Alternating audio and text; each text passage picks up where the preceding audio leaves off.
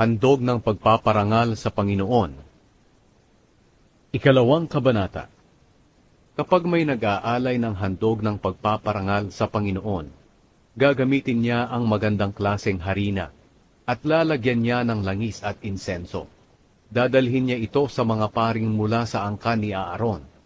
Kukuha ang pari ng isang dakot na pinagsama-samang harina at langis, at susunugin niya ito sa altar kasama na ang insenso na inilagay sa harina. Susunugin niya ito na pinakaalaala sa Panginoon. Ang mabangong samyo ng handog na ito sa pamamagitan ng apoy ay makalulugod sa Panginoon. Ang natirang harina ay para kay Aaron at sa kanyang angkan, at ito ang pinakabanal na bahagi na mula sa handog sa pamamagitan ng apoy para sa Panginoon.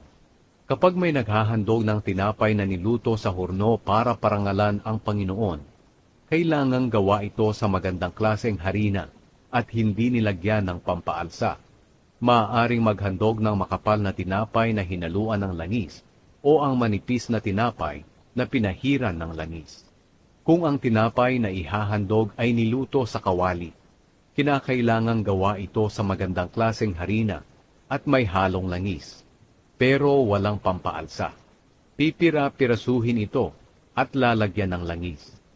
Ito'y handog ng pagpaparangal.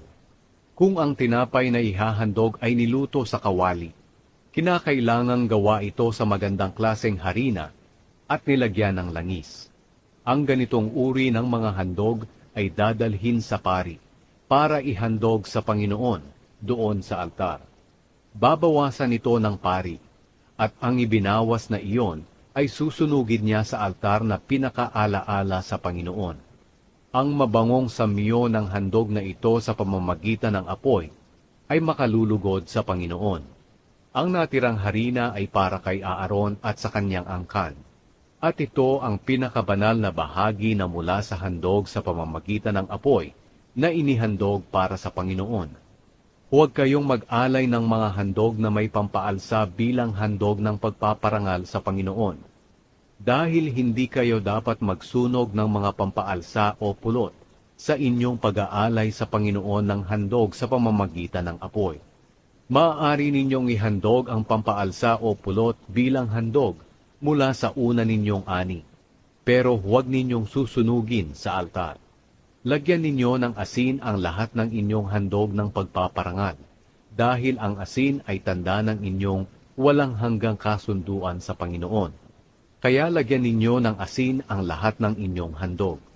Kapag maghahandog kayo mula sa una ninyong ani para parangalan ang Panginoon, maghandog kayo ng mga giniling na butil na binusa.